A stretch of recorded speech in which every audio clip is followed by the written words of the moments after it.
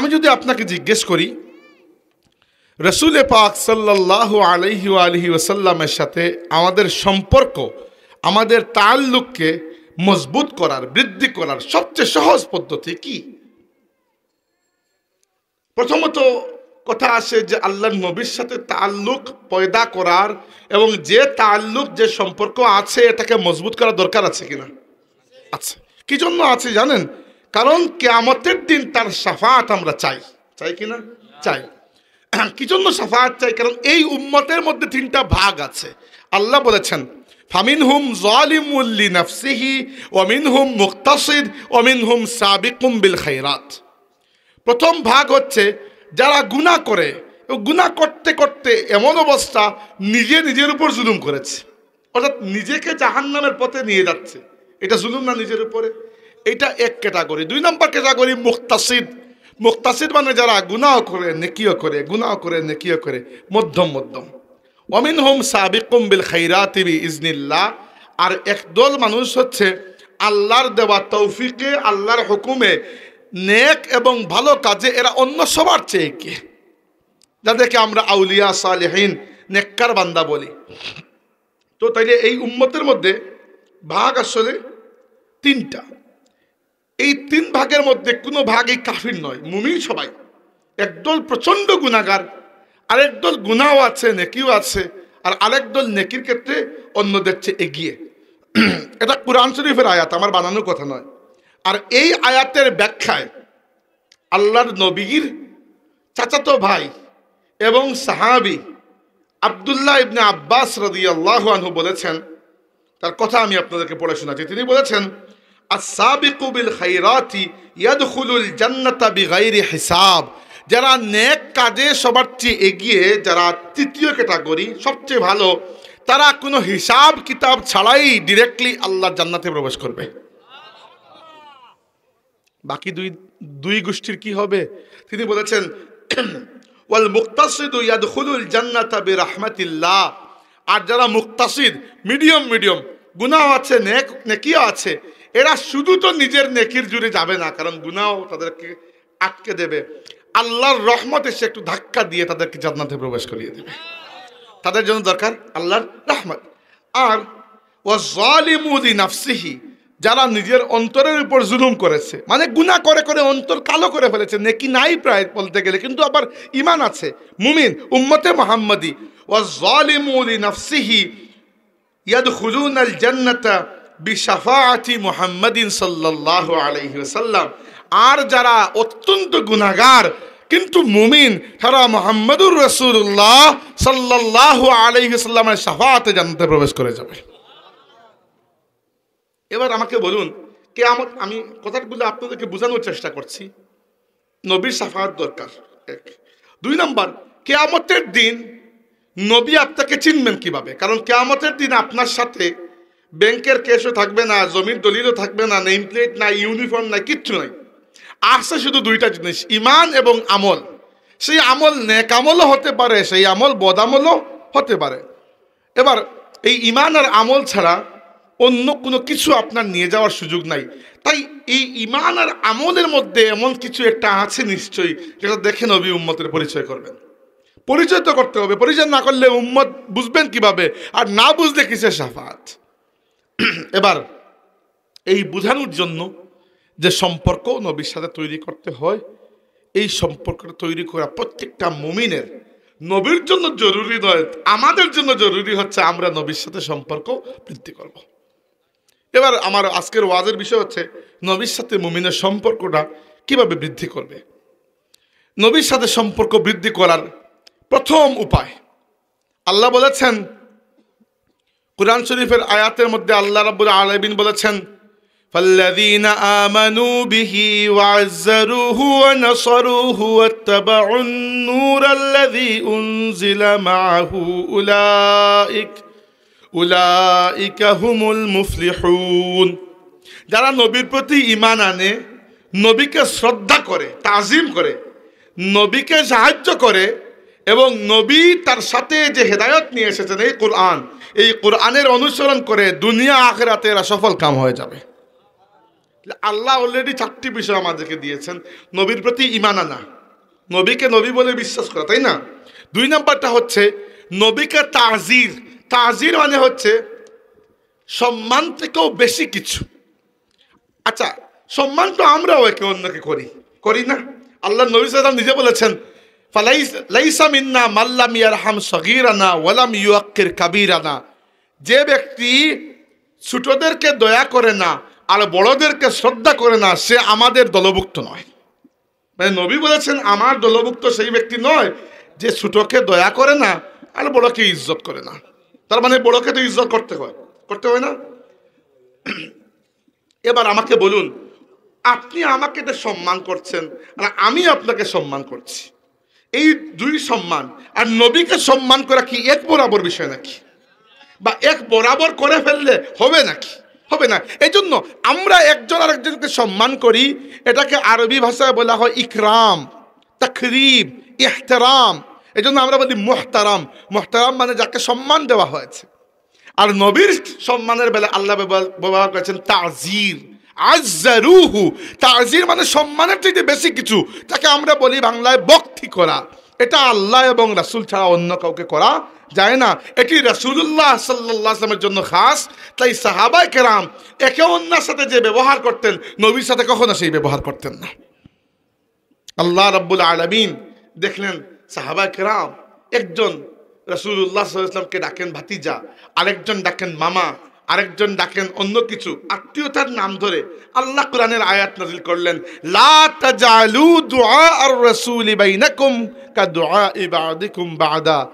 একে অন্যের মধ্যে যেভাবে ডাকাডাকি করো, আমার নবীর সাথে ডাকাডাকি এরকম করো না।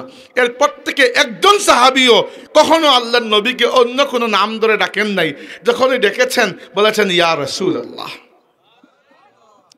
তাইলে রাসূলুল্লাহ সাল্লাল্লাহু আলাইহি ওয়াসাল্লামের প্রতি তাজিমের ক্ষেত্রে খেয়াল রাখতে হয়, খেয়াল রাখতে হয় না? আপনারা ফুলতুলি সাহেব রহমতুল্লাহি আলাইহি কেউ দেখেছেন, ফুলতুলি সাহেব রহমতুল্লাহি আলাইহি রাসূলুল্লাহ সাল্লাল্লাহু আলাইহি ওয়াসাল্লামের তাজিমের ব্যাপারে বড় শক্ত ছিলেন, খুবই শক্ত অবস্থানে।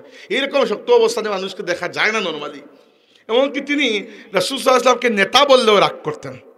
আমি ছোটবেলায় চিন্তা করতাম নেতা বললে কেন রাগ করেন। পরে চিন্তা করে দেখলাম যে নেতা শব্দটা খুবই দুনিয়াদারি একটা শব্দ, তাই না? ধরুন আপনাকে যদি আমি বলি ভাই 4 জন নেতার নাম বলুন, তা আপনি কারে বলবেন? শেখ মুজিবুর রহমান, জিয়াউর রহমান, হুসাইন মোহাম্মদ এরশাদ, শেখ হাসিনা, খালেদা জিয়া। নেতা তো এই কিসিমের মানুষ, তাই না? আপনার কি মনে হয় আল্লাহর নবী কি এই বরাবরের কেউ? তো নেতা বললে মনে হবে যে এই লেভেলের, হ্যাঁ একটু উপরে, কিন্তু বিষয়টা তো এরকম নয় যে হ্যাঁ একটু উপরে। বিষয়টা হচ্ছে এত উপরে যা আমরা কখনো কল্পনা করতে পারি না। আমাদের পক্ষে আল্লাহর নবী সাল্লাল্লাহু আলাইহি ওয়াসাল্লামের তাজিম কখনোই হক আদায় করা সম্ভব নয়। এজন্য কবি মির্জা গালিবের নাম শুনেছেন। গালিব বলেছেন, সানায়ে খাজা বায়াজদা গুজাস্তে কা জাতে পাক দানে মর্তবা মুহাম্মদ আস্ত। তিনি বলেছেন যে আল্লাহর রাসূলের তাজিম, সম্মান, আল্লাহর নবীর শান কিরকম সেটা বলার দায়িত্ব আমি আল্লাহর হাতেই দিয়ে দিয়েছি। আল্লাহই ভালো জানেন তিনি তার নবীকে কি কি শান দান করেছেন। আমি প্রশংসা করতে গিয়ে উল্টা আরো বেয়াদবি করে ফেলতে পারি, তাই না? তো মাঝে মধ্যে এই ভুল হতে পারে। এই জন্য নবীর ব্যাপারে, ইজ্জতের ব্যাপারে খুব সতর্ক। এরপরেরটা হচ্ছে নাসারুহ। আল্লাহ বলেছেন যারা নবীকে সাহায্য করে। সাহায্য কি করবেন? টাকা দিয়ে সাহায্য করবেন না। নবীকে সাহায্য করার একটাই পদ্ধতি, নবী যে দিন নিয়ে এসেছেন সেই দিন মানুষের কাছে পৌঁছে দেওয়ার মাধ্যমে নবীকে সাহায্য করবেন। আমাদের নবী সাল্লাল্লাহু আলাইহি ওয়াসাল্লাম একটা মিশন নিয়ে আল্লাহ তাকে দুনিয়াতে পাঠিয়েছেন। আল্লাহ বলেছেন হুয়াল্লাযী আরসালা রাসূলাহু বিল হুদা ওয়া দীনিল হক লিইয়ুযহিরাহু আলা দ্বীনি কুল্লিহি। আল্লাহ তার রাসূলকে পাঠিয়েছেন, সাথে দিয়েছেন হিদায়াত। কি হিদায়াত? 2 নম্বর, সাথে দিয়েছেন একটা দ্বীনে হক। দ্বীনে হক হচ্ছে ইসলাম। কি জন্য?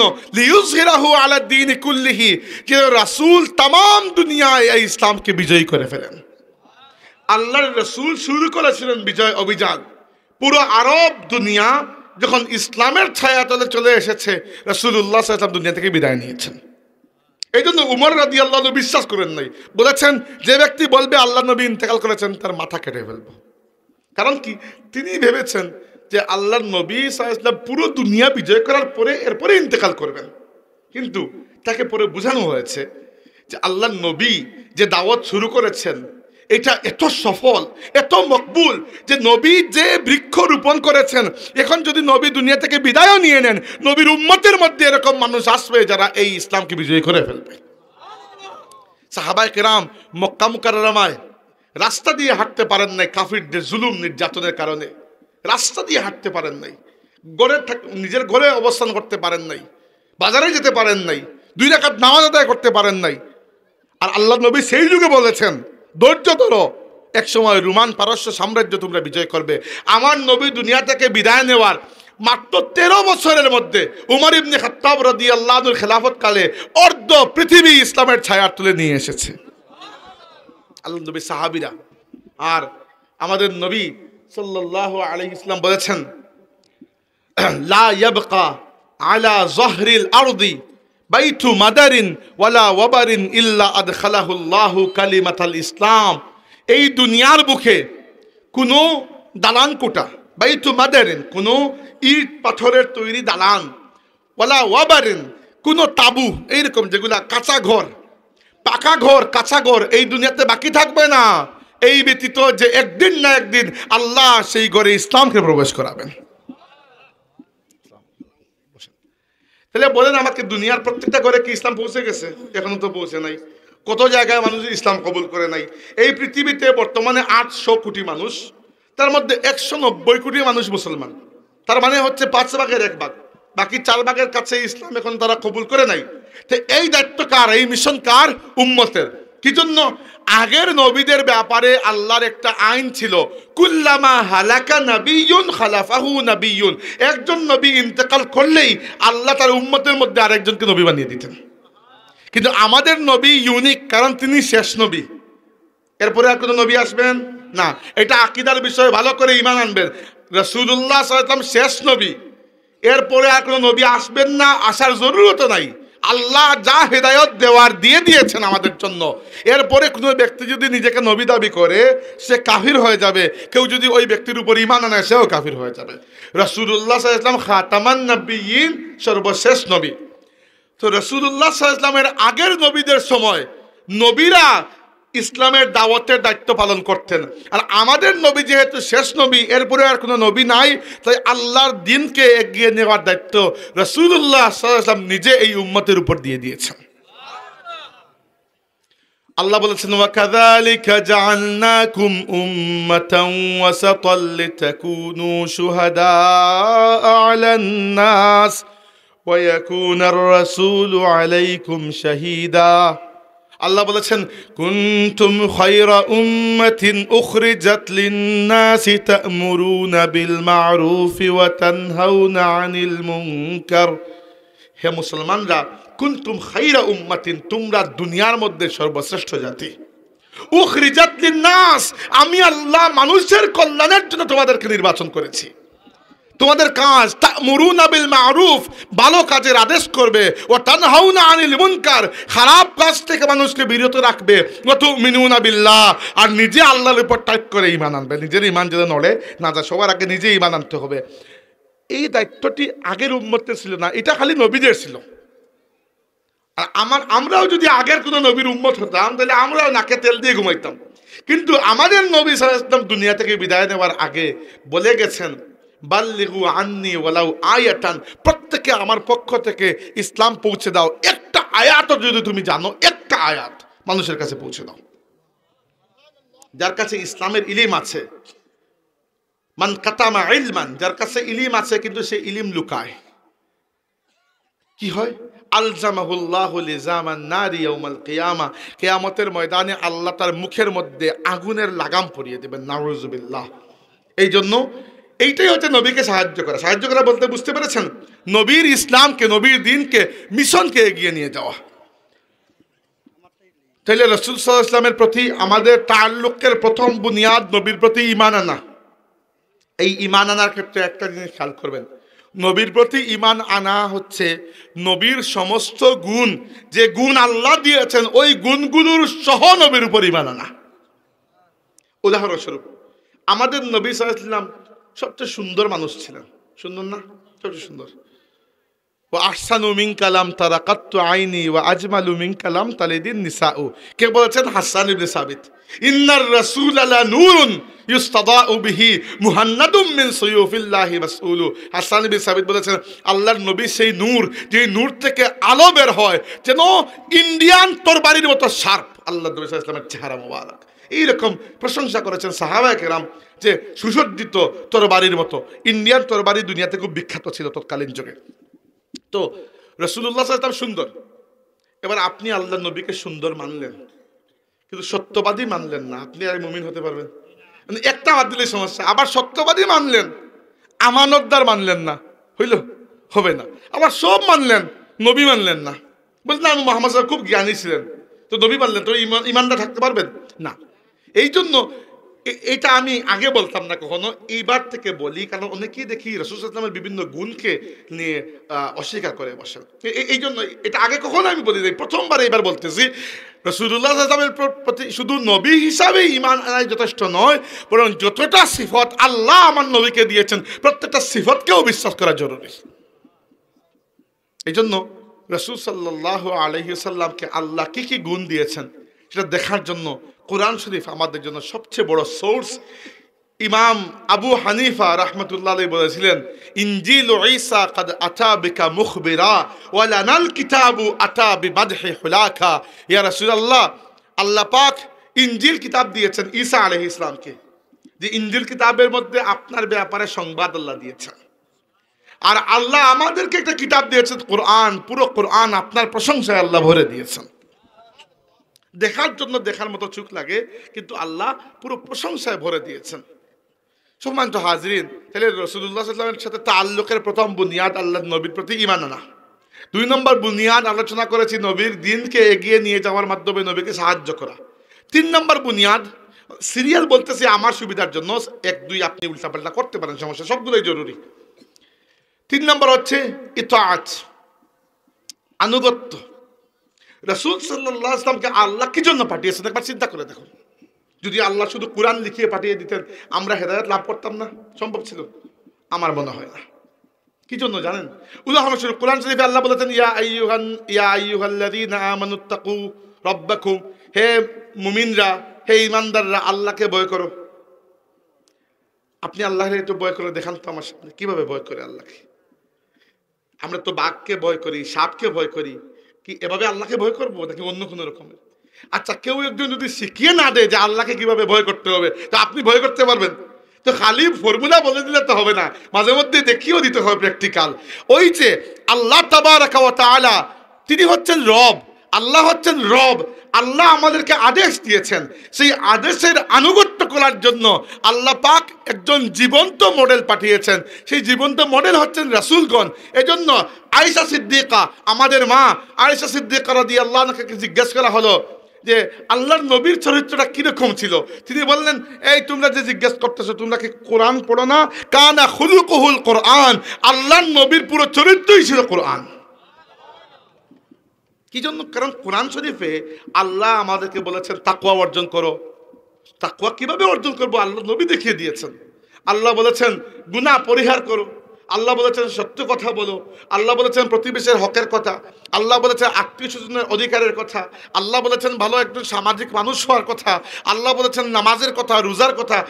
নামাজের নিয়ম তো কোরআন শরীফে আল্লাহ লিখে দেন নাই, আছে। কয় ওয়াক্ত নামাজ পড়বেন ওইটাও কোরআন শরীফে নাই। ওই পুরো শরীয়ত আল্লাহর নবী আমাদের সামনে বানিয়ে দিয়ে গেছেন। যে ব্যক্তি রাসূলুল্লাহ সাল্লাল্লাহু আলাইহি ওয়াসাল্লামের সুন্নতকে, আল্লাহর নবীর হাদিসকে, আল্লাহর নবীর সিরাতকে, আল্লাহর নবীর আদর্শকে অস্বীকার করবে, কোনো অবস্থাতেই মুমিন থাকা তার জন্য সম্ভব নয়। অন্য ইবাদত বাদ দিয়ে নামাজই আপনি পড়তে পারবেন না। কোরআন শরীফের মধ্যে পুরো কোরআন শরীফ খুঁজে দেখুন। আমি তো হাফিজে কোরআন, পুরো কোরআন শরীফের অর্থও পড়েছি, তাফসিরও পড়েছি, আলহামদুলিল্লাহ। আমি তো কোনো জায়গায় কোরআন শরীফের নামাজের পুরো নিয়ম পাই নাই, যে প্রথমে দাঁড়াতে হবে, পরে রুকু, পরে সিজদা। এগুলো কে শিখিয়েছে? নবী নিজে বলেছেন, সাল্লু কামা রাআইতুমুনি উসাল্লি, হে আমার সাহাবীরা দেখো আমার দিকে, যেভাবে আমি নামাজ পড়ি, আমার নামাজ দেখে দেখে তোমরা নামাজ শিখে নাও।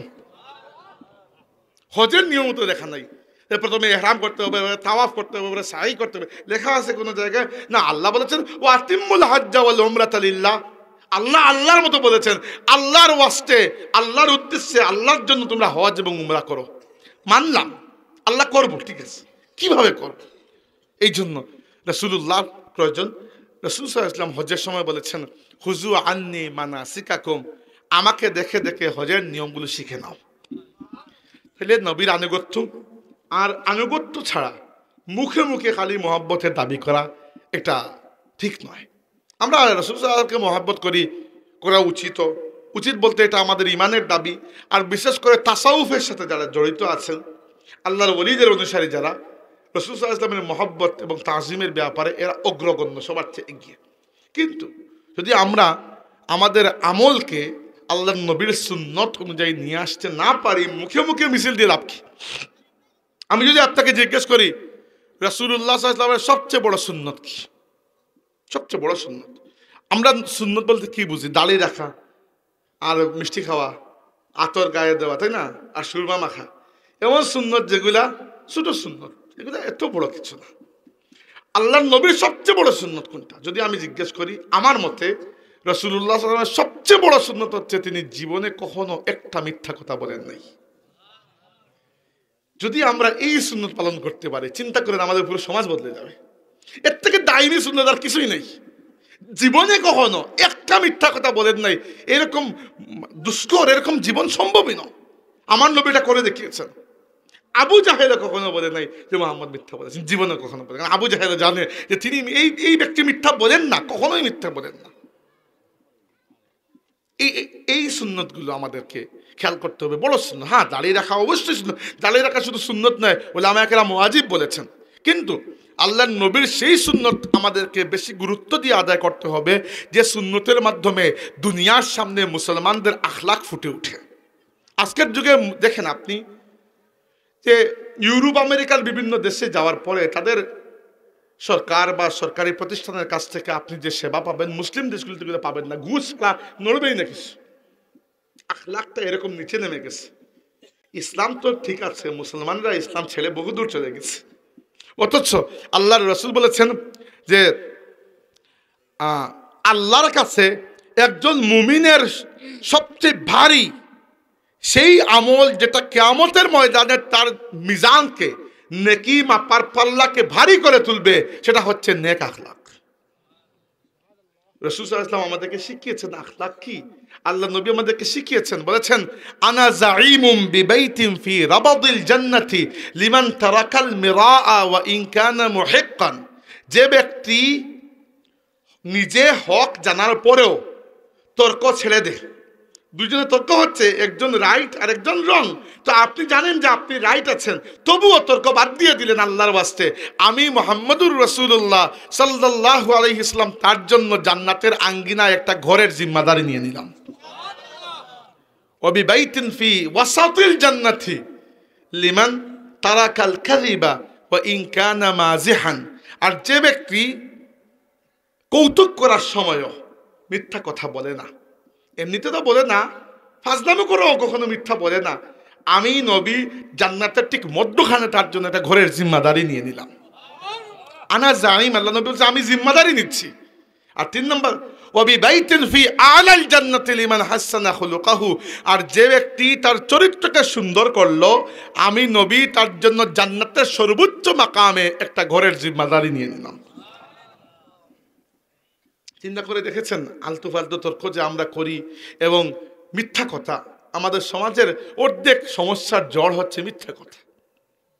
আমরা সত্য কথা বলতে পারি না। এটা আপনার যেরকম সমস্যা আমারও সেম সমস্যা। আমি যে নিজেকে ওলি আল্লাহ মনে করছি, নাউজুবিল্লাহ, তা নয়। আমরা একে অন্যের সাথে ডিসকাস করছি যে আমাদের সমাজের আসল জড় শেকড় হচ্ছে ওই মিথ্যার মধ্যে। সম্মানিত হাজরিন, আল্লাহর নবীর উম্মত হয়ে থাকলে অন্ততপক্ষে আমাদেরকে নিজের মতো করে নিজের সাথে আল্লাহকে সাক্ষী রেখে ওয়াদা করা উচিত যে আমরা মিথ্যাকে পরিহার করব। আমাকে ওয়াদা দেওয়ার দরকার নেই, এখানে হাত তোলার দরকার নেই। নিজের সাথে মুহাসাবা, নিজের হিসাব নিজে করুন যে আমি আমার রবের সাথে ওয়াদাবদ্ধ যে আস্তে আস্তে আমরা মিথ্যা পরিহার করব। আল্লাহ যেন তৌফিক দেন, আমরা বলি আমিন। আচ্ছা সম্মানিত হাজরিন, আল্লাহ নবীর সাথে সম্পর্ক বৃদ্ধি করার প্রথম মাধ্যম, আমি বারবার রিপিট করবো যেন মাথায় ঢুকে যায় না, ভুলে না যান। প্রথমটা হচ্ছে নবীর প্রতি ঈমান আনা। সাথে বলেছিলাম সমস্ত গুণ সহ ঈমান আনা, এমনি খালি নয়। যে মুখস্থ বলে দিলেন লা ইলাহা ইল্লাল্লাহ মুহাম্মাদুর রাসূলুল্লাহ, পরে রাসূল সাল্লাল্লাহু আলাইহি ওয়াসাল্লামের ব্যাপারে এইটা নিয়ে আপনার প্রশ্ন, ওইটা নিয়ে সন্দেহ, ঈমান থাকলো আর থাকলো না। তো প্রত্যেকটা গুণ সহ, হ্যাঁ গুণ এটা নয় যে আপনি বানিয়েছেন, গুণ সেটা যেটা আল্লাহ দিয়েছেন। 2 নম্বর হচ্ছে রাসূল পাক সাল্লাল্লাহু আলাইহি ওয়াসাল্লামকে তাজিম করা, এমনভাবে যেভাবে তাজিম করা আল্লাহ শিখিয়ে দিয়েছেন আমাদেরকে। সাহাবা কেরাম আল্লাহর নবীকে কি পরিমাণ তাজিম করতেন, সাহাবা কেরাম আল্লাহর নবীকে কি পরিমাণ তাজিম করতেন। দুনিয়ার বুকে অন্য কোনো মানুষ তাদের লিডারকে, তাদের রাহবারকে, তাদের মুর্শিদকে, তাদের সামনে যিনি আছেন তাকে এত শ্রদ্ধা কখনো করে নাই। একজন প্রজা তার রাজাকে এরকম শ্রদ্ধা করে নাই। মুহাম্মদুর রাসূলুল্লাহ সাল্লাল্লাহু আলাইহি ওয়াসাল্লামের সাহাবীরা আল্লাহর নবীকে যেরকম শ্রদ্ধা করেছেন। আল্লাহ নবী সাল্লাল্লাহু আলাইহি ওয়াসাল্লাম থুক মুবারক ফেললে সাহাবায়ে কেরাম হাতে নিয়ে নিতেন, মাটিতে পড়তে দিতেন না। অজু করলে অজুর গড়িয়ে যাওয়া পানি নিয়ে নিতেন এবং এটা নেওয়ার জন্য কাদু ইয়াকতাতিলুনা আলা ওয়াদুইহিম, তার অজুর অবশিষ্ট পানির জন্য সাহাবা কেরামের মধ্যে একটা ফাইট লেগে যেত। যিনি পেতেন তিনি গায়ে মুছতেন, আর যিনি পেতেন না তিনি যার গায়ে পানি লেগেছে তার গায়ে গা মুছতেন। সাহাবা কেরামের যে শ্রদ্ধা ছিল আল্লাহর হাবিবের প্রতি।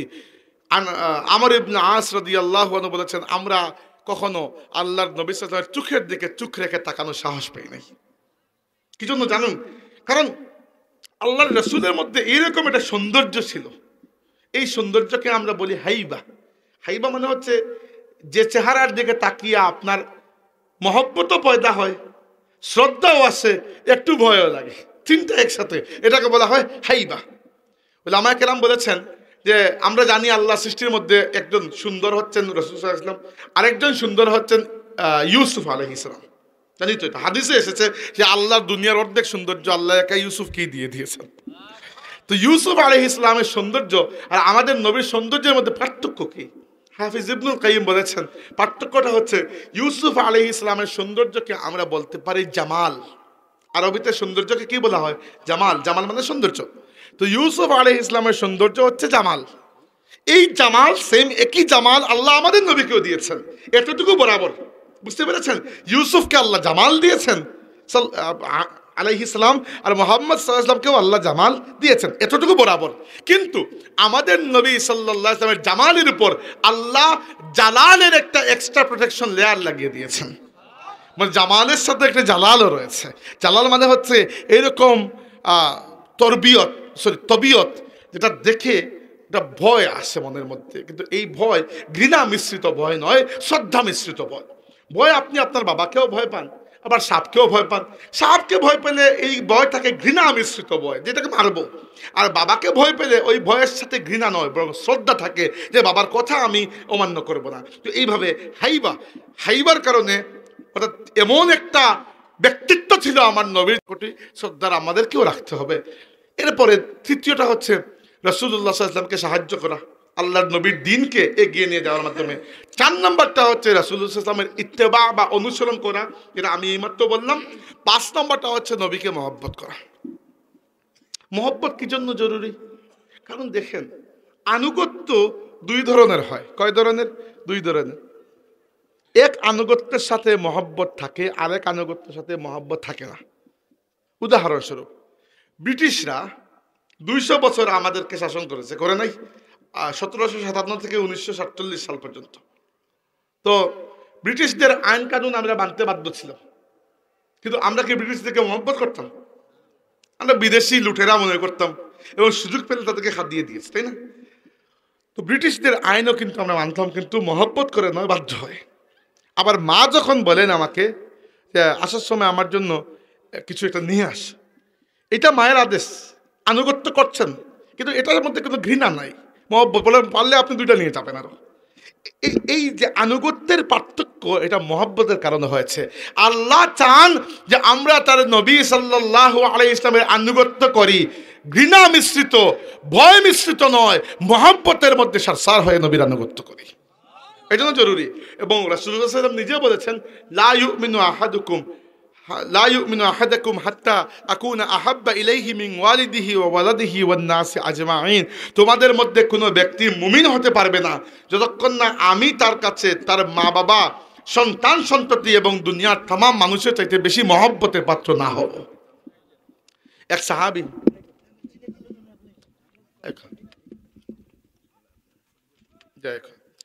সাহাবী আল্লাহর নবী সাল্লাল্লাহু আলাইহি ওয়াসাল্লামের কাছে আসলেন। ওই সাহাবীর নাম আমি কোথাও খুঁজে পাই নাই। হাইসামি কিতাবের মধ্যে ওই হাদিস এসেছে, ইমাম হাইসামি বয়ান করেছেন। এক ব্যক্তি এসে বললেন, ইয়া রাসূলুল্লাহ, আমি আপনাকে বড় মহব্বত করি। রাসূল সাল্লাল্লাহু আলাইহি ওয়াসাল্লাম জবাব দিলেন। এরপরে ওই সাহাবী বললেন, ইয়া রাসূলুল্লাহ, আমি কয়েকদিন থেকে বড় চিন্তার মধ্যে আছি, বড় পেরেশানির মধ্যে। কিসের পেরেশানি? পেরেশানি এটাই যে ফাইজা যাকারতু মাউতি ওয়া মাউতাকা, যখন আমার মনে হয় যে আমিও তো মারা যাব আর আপনিও দুনিয়া থেকে এক সময় বিদায় নেবেন। মানুষ হয় দুনিয়াতে আসার ফল হচ্ছে আপনাকে দুনিয়া থেকে বিদায় তো নিতেই হবে। এখন ইয়া রাসূলুল্লাহ, দুনিয়াতে যখন আপনাকে দেখতে আমার ইচ্ছা হয়, আমি আপনার সামনে চলে আসি। সামনে চলে আসলে আপনার চেহারা মুবারক আমি দেখি এবং শান্তি পাই। ফাইজা আরিফতু মাউতি ওয়া মাউতাকা, আমার যখন মনে হয় যে এক সময় আমিও দুনিয়া থেকে বিদায় নিব, আপনিও বিদায় নিবেন, জান্নাতে যখন যাব, রুফিআত মা'আন নাবিয়্যিন, আপনি তো অন্য নবীদের সাথে আল্লাহ আপনাকে তুলে দেবেন জান্নাতুল ফেরদাউসুল আলা, সর্বোচ্চ মাকামে। আর আমি আপনার সাহাবী হিসাবে এতটুকু বিশ্বাস হয় আমার জান্নাতে যাব, কিন্তু যাব কোন স্তরে কোন জায়গায় ওটা চিন্তা করতে পারি না। এবার আমি চিন্তা করছি, ইয়া রাসূলুল্লাহ, যদি জান্নাতে গিয়ে আপনাকে দেখতে না পারি, সেই ব্যথায় আমার আমি কয়েকদিন থেকে বড় চিন্তিত আছি। চিন্তা করতে পারেন একজন মানুষের মহব্বতের পর্যায়ে। ইয়া রাসূলুল্লাহ, এখন তো দেখি, কিন্তু যখন আপনাকে দেখবো না জান্নাতে যাওয়ার পরে, ওই জান্নাতকে কোনো জান্নাত হবে? লাম ইয়ারুদ্দ আলাইহি নবী সাল্লাল্লাহু আলাইহি সাল্লাম হাত্তা নাযালাত জিবরিল বিহাযিহিল আয়া। হাদিসে এসেছে আল্লাহ তাবারাকা ওয়া তাআলা তার নবীকে কোনো জবাব দিতে দেন নাই। ওই জায়গায় আল্লাহর নবী কোনো জবাব দেন নাই, আল্লাহ নিজে ওই আশিকের জবাব দিয়ে দিয়েছেন। জিবরাইল আলাইহিস সালাম কুরআন শরীফ নিয়ে এসেছেন, মান ইউতিইল্লাহা ওয়ার রাসূল ফাউলাইকা মাআল্লাযীনা আনআমা আল্লাহু আলাইহিম মিনান নাবিয়্যিন ওয়াস-সিদ্দীকিন ওয়াশ-শুহাদা'i ওয়াস-সালিহিন ওয়া হাসুনা উলাইকা রাফিকা। আমরা সবাই এই আয়াত জানি, কিন্তু এই আয়াত নাযিলের প্রেক্ষাপট জানি না।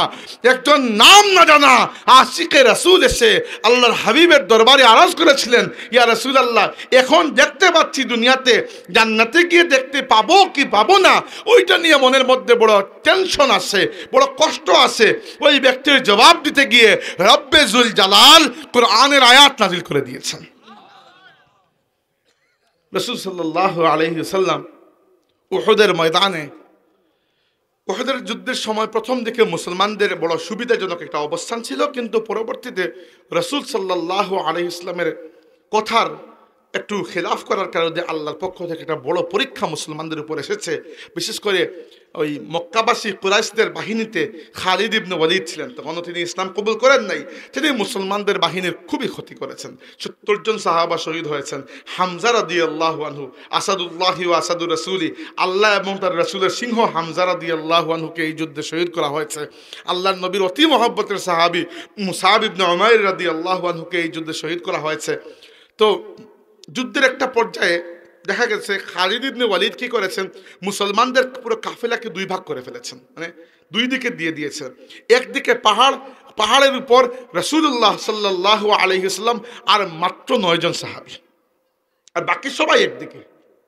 এবার সবাই চিন্তা করছেন, তারা যদি আল্লাহর নবীর উপর হামলা করে তাহলে কি করা হবে। মাত্র 9 জন সাহাবী, 7 জন সাহাবী আনসার মদিনার সাহাবী, আর 2 জন মুহাজির সাহাবী, তালহা ইবনে উবাইদিল্লাহ রাদিয়াল্লাহু আনহু আর সাদ ইবনে আবি ওয়াক্কাস রাদিয়াল্লাহু আনহু। এই 7 জন আনসার সাহাবী তারা যখন দেখেছেন যে আল্লাহর নবীকে প্রোটেকশন দেওয়াটা এখন জরুরি হয়ে গেছে, তারা পাহাড়ের উপর উঠে গেছেন এবং পাহাড়ের একটা ফাটলের মধ্যে আল্লাহর রাসূল দাঁড়িয়েছেন বা বসেছেন। আর ওদিক থেকে কাফিরদের বাহিনী থেকে একটা প্লাটুন আলাদা হয়ে আল্লাহর রাসূলকে আঘাত করার জন্য, শহীদ করার জন্য তারা আলাদা করে পাহাড়ে চড়তে শুরু করেছে এবং বৃষ্টির মতো তীর নিক্ষেপ করছে। ওই 7 জন আনসারী সাহাবী, যাদের প্রত্যেকের নামও আমি জানি না, বুক চিতিয়ে আল্লাহর রাসূলকে প্রোটেকশন দিয়ে এভাবে দাঁড়িয়েছেন।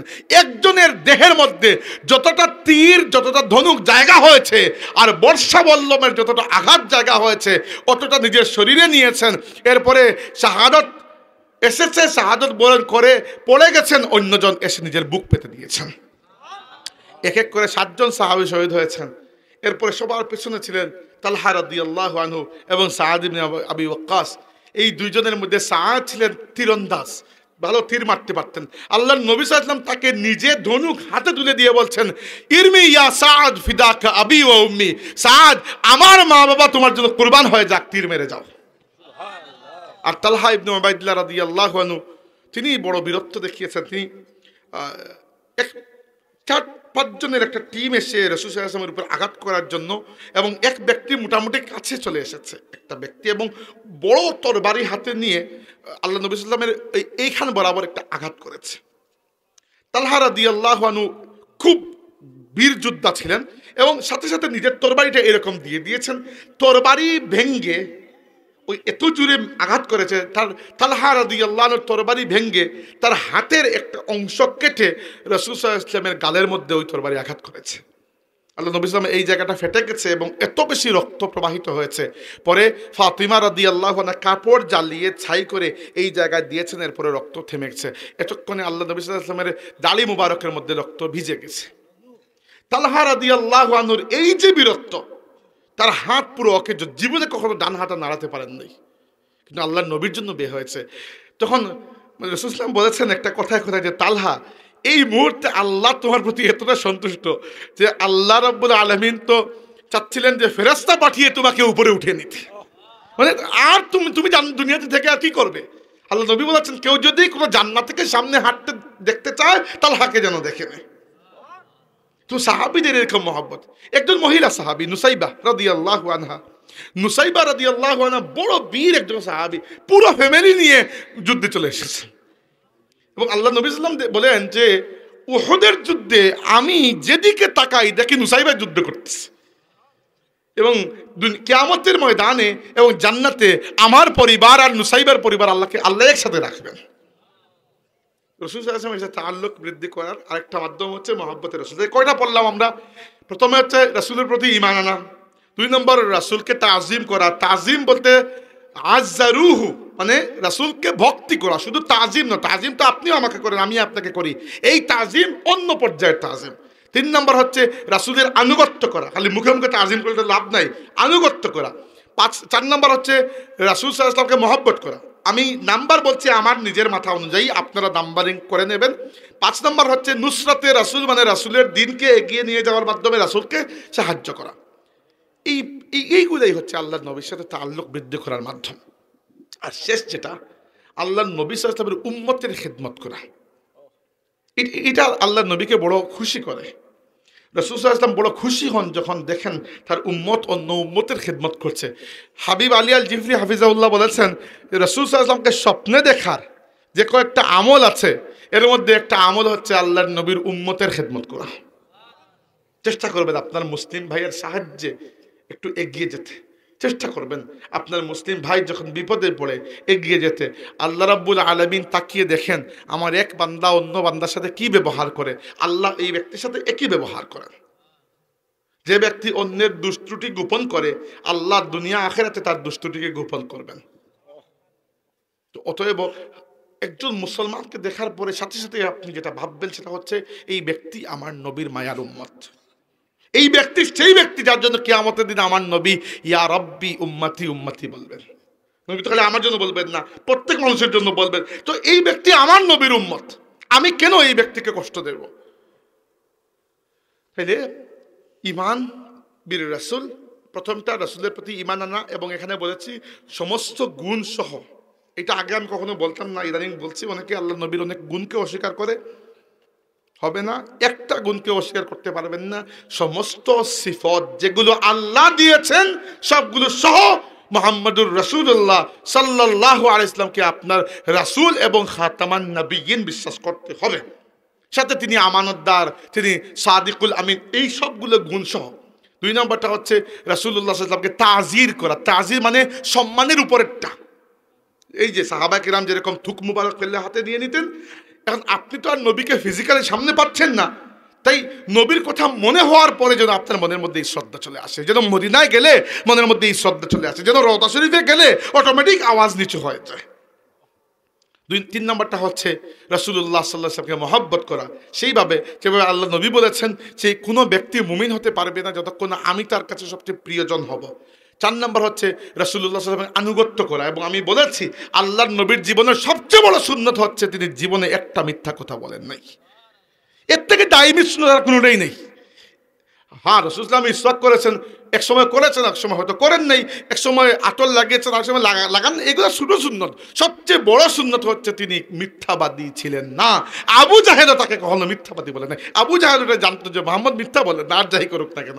অতএব মিথ্যাকে পরিহার করা, এটাই এইগুলোই সুন্নতের উপর আমল।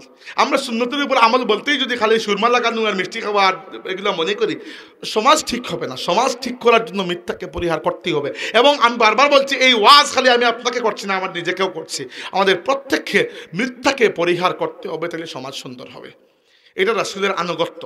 এরপরে রাসূলকে সাহায্য করা, এবং এই দায়িত্ব শুধু উলামায়ে কেরামের নয়। হ্যাঁ, উলামায়ে কেরাম মৌলিকভাবে এই দায়িত্ব পালন করবেন, কিন্তু আপনার লেভেলে আপনার দায়িত্ব আছে। কার কাছে? আপনার স্ত্রী আর আপনার সন্তানের কাছে। এদেরকে যদি আপনি আল্লাহ রাসূলের সাথে পরিচয় করিয়ে না দেন, স্কুলের মাস্টার সাহেব আর মাদ্রাসার হুজুর কিন্তু সব দায়িত্ব একা করতে পারবেন না। আপনার বাচ্চাকে আপনি যেভাবে মহব্বত করতে পারবেন, আপনি যেভাবে তার ভবিষ্যতের জন্য কনসার্ন, আমি কি সেরকম হওয়া সম্ভব? না, সম্ভবই তো নয়। এই জন্য আপনার বাচ্চার কাছে আল্লাহ এবং রাসূলকে পরিচয় করার দায়িত্ব কার? আপনার। আপনি আপনার ঘরের দায়িত্ব পালন করুন, বাকি দুনিয়া এমনিই সামনে যাবে ইনশাল্লাহ। আর শেষটা হচ্ছে নুসরাতে রাসূল, আল্লাহ নবী সাল্লাল্লাহু আলাইহি ওয়াসাল্লামের নুসরাত, আল্লাহ নবী সাল্লামকে সাহায্য করা, ইসলামকে সাহায্য করার মাধ্যমে। এই সব কিছু হচ্ছে একটা লম্বা প্রসেস। সংক্ষিপ্ত একটা প্রসেস বলে 2 মিনিটে বক্তব্য শেষ করছি। সংক্ষিপ্ত প্রসেস হচ্ছে রাসূল সাল্লাল্লাহু আলাইহি ওয়াসাল্লামের সাথে সম্পর্ক বৃদ্ধি করার আরেকটা পদ্ধতি হলো অধিক হারে দুরুদ সালাম পাঠ করা। এটা বড় সহজ পদ্ধতি, এর থেকে সহজ কোনো পদ্ধতি নেই। ঈমান আনার পরে সহজ পদ্ধতি বলতে এটাই যে রাসূলুল্লাহ সাল্লাল্লাহু আলাইহি ওয়াসাল্লামের প্রতি আপনি দুরুদ সালাম পাঠ করেন। এবং এজন্য ফুলতুলি সাহেব বলতেন যে প্রত্যেক দিন 200 বার দুরুদ শরীফ পাঠ করা। কি জন্য? 200 বার হচ্ছে কমসে কম, তাই যে আপনি বেশিও করেন। দুরুদ পাঠ করার মাধ্যমে রাসূল সাল্লাল্লাহু আলাইহি ওয়াসাল্লাম বলেছেন, মান সাল্লা আলাইয়া ওয়াহিদাতান সাল্লাল্লাহু আলাইহি আশরা, যে ব্যক্তি আমার প্রতি একবার দুরুদ পাঠ করে আমি তার জন্য 10, আল্লাহ তার প্রতি 10 বার রহমত বর্ষণ করেন। ফেরেশতা জিবরাইল বলেছেন, আমা তারদাকা ইয়া মুহাম্মদ আন তুসাল্লি আলাইয়া মিন উম্মাতিকা ওয়াহিদাতান ইল্লা সাল্লাইতা আলাইহি আশরা। হে রাসূল সাল্লাল্লাহু আলাইহি ওয়াসাল্লাম, আপনার কোনো উম্মত যদি আপনার প্রতি একবার দুরুদ পাঠ করে, আমি জিবরাইল তার জন্য 10 বার আল্লাহর কাছে রহমতের দোয়া করি। একবার দুরুদ শরীফ মানুষের 10টা গুনাহকে মাফ করে দেয়, 10টা নেকি বৃদ্ধি করে। এই হচ্ছে দুরুদের ফজিলত। দুরুদ নেকি বৃদ্ধি করে। আর সালামের ফজিলত হচ্ছে আল্লাহর হাবিব নিজে সালামের জবাব দান করেন। রাসূল সাল্লাল্লাহু আলাইহি ওয়াসাল্লাম মদিনা তৈয়্যিবায় আছেন, আমরা জানি। এবং আমাদের নবী সাল্লাল্লাহু আলাইহি ওয়াসাল্লাম মদিনা তৈয়্যিবায় যেখানে আছেন, যে রওজা পাকে, যদিও আমার থেকে ফিজিক্যালি এর ডিস্টেন্সটা অনেক দূরে, কিন্তু আমার সালাম সেখানে পৌঁছে যায়। 2 ভাবে পৌঁছায়। একভাবে হচ্ছে আল্লাহ বলেছেন, আল্লাহ নবী বলেছেন, ইন্না লিল্লাহি মালাইকাতুন সাইয়াহিনা ফিল আরদি ইউবাল্লিগুনি মিন উম্মতি সালাম। আল্লাহর কিছু ফেরেশতা আছেন, দুনিয়াতে ঘুরে বেড়ান, দুনিয়ার যে প্রান্তে আমার উম্মত আমার প্রতি সালাম দেয়, তারা সেই সালামের হাদিয়া এনে আমার কাছে পেশ করেন। আর একটা হাদিসে এসেছে, আল্লাহ নবী নিজে শুনেন, হাত্তা আরুদ্দা আলাইহিস সালাম, শুনেন শুধু নয়, তিনি বলেছেন এমনকি আমি আমার উম্মতের সালামের জবাব দেই।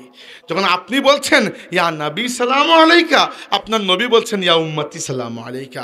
আপনি বলছেন নবী আপনার প্রতি সালাম, নবী বলছেন আমার উম্মত তোমার প্রতি সালাম। তো দুরূদ পড়ার মাধ্যমে সওয়াব হাসিল হয়, গুনাহ মাফ হয়। সালাম দেওয়ার মাধ্যমে তাল্লুক, সম্পর্ক, পরিচয় বৃদ্ধি পায়। আর পরিচয়টাই তো দরকার আমাদের, তাই না? আখিরাত তো চিন পরিচয় দরকার, তাই না? প্রথম দিকে কি বলেছে, যারা প্রথম থেকে মাহফিলে ছিলেন, কি বলেছিলাম? তাল্লুক কি জন্য দরকার? কারণ আমরা গুনাহগার, আমাদের শাফাআত চাই। শাফাআত পেতে হলে নবী আপনাকে চিনতে হবে, না চিনলে তো কোনো শাফাআত করতে পারবেন না। চিনতে হবে যে আচ্ছা ঠিক আছে, তুমি আমার উম্মত, ঠিক আছে চলে আসো। ইন্না শাফাআতি লি আহলিল কাবাইরি মিন উম্মতি, আমার উম্মতের মধ্যে যারা কবিরা গুনাহে লিপ্ত, আমার উম্মত হয়ে থাকলে আমি আল্লাহর কাছে সুপারিশ করব। অধিক হারে দুরূদ সালাম পাঠ করা বৃদ্ধি করেন। দুরূদ সালাম পাঠ করার আলাদা কোনো সময় নাই। হ্যাঁ, শ্রেষ্ঠ সময় হচ্ছে শুক্রবার, জুমার দিন দুরূদ পাঠ করার শ্রেষ্ঠ টাইম। বাদ বাকি রুটিন করে নেন, দিনের মধ্যে 1 বার 2 বার যত মর্তবা পারেন দুরূদ। এবং do not count the numbers. শুধু গণবেন না যে একবার দুইবার তিনবার চারবার, মহব্বতের সাথে পড়বেন। আল্লাহ আপনার তালিকা করতে বসেন না যে তুমি কয়শো কতবার পড়েছো। এইগুলা ফুলতলি সাহেব আপনাকে বলতেন একটা কমসে কম একটা মাপকাঠি দেওয়ার জন্য, নাইলে আপনি তো কনফিউজ হয়ে যাবেন। কিন্তু আপনি যদি মনে করেন যে আল্লাহ আপনার সুবহানাল্লাহ তাসবিহ ক্যালকুলেটর দিয়ে গুনতেছেন, আল্লাহর কাছে কোয়ান্টিটি থেকে কোয়ালিটির দাম বেশি। বুঝতে পেরেছেন? আপনি বলবেন আল্লাহুম্মা সাল্লি আলা মুহাম্মদ, মনে মনে ফিল করবেন যে আল্লাহ আমার নবী মুহাম্মদের প্রতি তুমি সালাত বর্ষণ করো সাল্লাল্লাহু আলাইহি ওয়াসাল্লাম। এটা কত বড় সৌভাগ্য যে আপনি আপনার নবীর জন্য আল্লাহর কাছে দোয়া করছেন।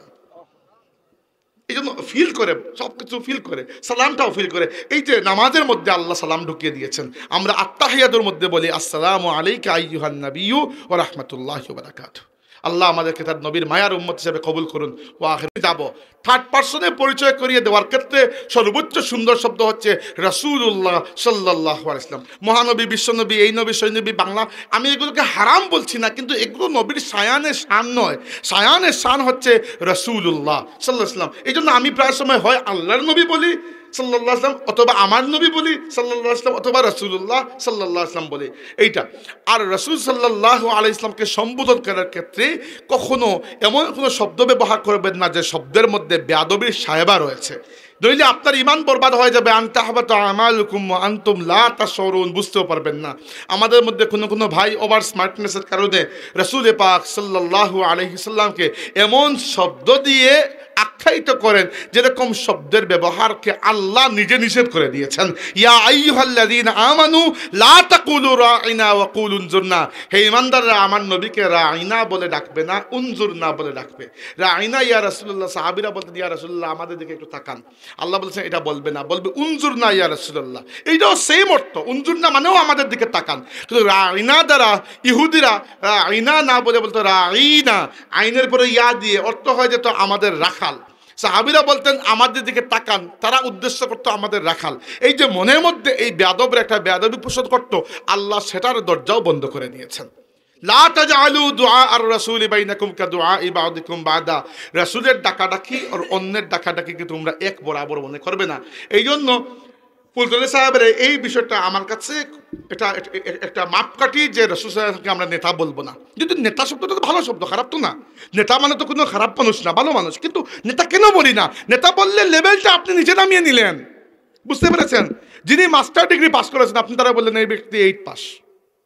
8 পাস সত্য তো, 8 না পাস করলে মাস্টার ডিগ্রি গেলেন কেমনি? কিন্তু সমস্যা হচ্ছে আপনি তাকে নিচে নামিয়ে নিয়ে আসলেন। যিনি রাসূলুল্লাহ, তিনি আল্লাহর সৃষ্টির মধ্যে সর্বশ্রেষ্ঠ, তাকে নিচে নামাতে পারেন না।